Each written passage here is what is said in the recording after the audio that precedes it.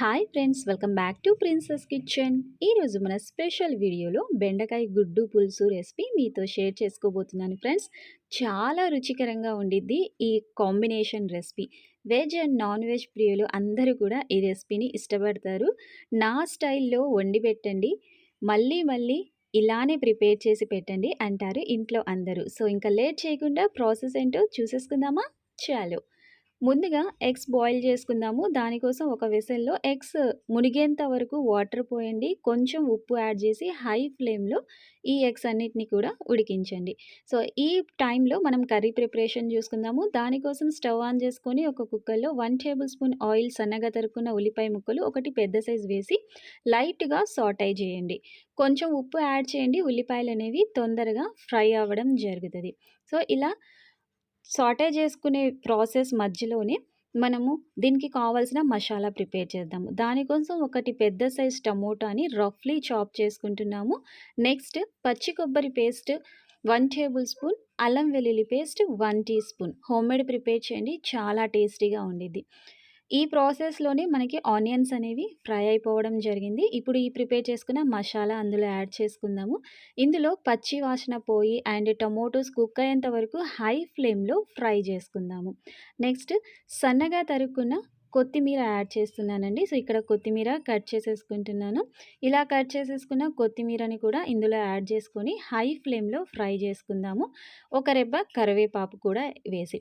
So, ఇలా మనం step by step చేసేసుకుంటా ఉంటే ప్రాసెస్ అనేది చాలా ఈజీగా ఉంటది అండ్ టైమ్ సేవింగ్ కూడా. నెక్స్ట్ 1 టీ స్పూన్ పసుపు యాడ్ చేస్తున్నాను. హోమ్మేడ్ ధనియా పౌడర్ 1 టీ స్పూన్ వేసుకొని ఈవెన్‌గా కలుపుకుందాము. టోటల్ ప్రాసెస్ హై ఫ్లేమ్‌లో అండ్ రెగ్యులర్‌గా ఇటువంటి రెసిపీస్ అనేవి ఇట్టే ప్రిపేర్ చేసుకోవచ్చు. ఇలా ఫ్రై చేసేసుకున్న తర్వాత హోమ్మేడ్ కారం 2 టీ స్పూన్స్ యాడ్ చేస్తున్నాను. పులుసు కాబట్టి కారం కొంచెం ఎక్కువే పట్టిద్ది. ఇలా కారం వేసిన వెంటనే కలిపేయండి. కారం కాలేంత వరకు ఫ్రై చేయొద్దు. నెక్స్ట్ కట్ చేసి పెట్టేసుకున్న బెండకాయ పీసెస్ అన్నీ కూడా వేసేసుకుందాము. 400 గ్రామ్స్ బెండకాయ పీసెస్ తీసేసుకున్నాను. ఇలా వేసి ఈ మసాలా అన్నిటిలో కూడా ఈవెన్‌గా మిక్స్ చేసుకుందాము హై ఫ్లేమ్‌లో. ఇలా మిక్స్ చేస్తే ఆ వెజ్జీస్‌కి టేస్ట్ అనేది మంచిగా వచ్చిద్ది. మసాలా కూడా యాడ్ అవ్వడం జరుగుతది. నెక్స్ట్ 250 ఎంఎల్ వాటర్ యాడ్ చేసుకొని కొంచెం హాఫ్ బాయిల్ చేసుకుందాము. ఇక్కడ ఎగ్స్ కూడా మనకి బాయిల్ అయిపోవడానికి వచ్చాయి. వెంటనే పులుసు యాడ్ చేయడం వల్ల బెండకాయలనేవి ఉడకవు. సో, వాటర్ అంతా కూడా ఇంకిపోయింది. బెండకాయలు కూడా కొంచెం ఉడికాయి. సో, హై ఫ్లేమ్‌లోనే చేయండి. మీడియం ఫ్లేమ్‌లో వద్దు. బెండకాయలనేవి గుజ్జుగా రావడం జరుగుతది. అదేవిధంగా మూత పెట్టి కుక్ చేసినా కానివ్వండి, బెండకాయలు గుజ్జు అయిపోతాయి. మ్యాష్ అయిపోవడం జరుగుతది. నెక్స్ట్ ఒక మీడియం సైజు లెమన్ ఉంటది కదా! అంత సైజ్ చింతపండుని తీసేసుకొని హాట్ వాటర్‌లో నానబెట్టి వాటికి వచ్చిన పులుసు మొత్తం కూడా తీసేసుకొని ఇందులో యాడ్ చేయడం జరిగినాయి. కుక్ అయిన బెండకాయలు. సో, మనకి ఎగ్స్ అనేవి రెడీ అయిపోయాయి. స్టవ్ ఆఫ్ చేసుకొని పక్కన పెట్టుకుందాము. సో, వేడి వాటర్‌లో కొంచెం అలానే పెట్టండి. వెంటనే దాని మీదున్న షెల్ అనేది తీయొద్దు. ఎందుకంటే గుడ్డు లోపల మొత్తం కూడా చెదిరిపోయిద్ది. కాసేపు పక్కన పెట్టేసుకొని కొంచెం చల్లారిన తరువాత వాటర్ యాడ్ చేసుకొని ఇందులో ఉన్న షెల్ మొత్తం కూడా తీసేసుకొని పక్కన పెట్టేసేయండి.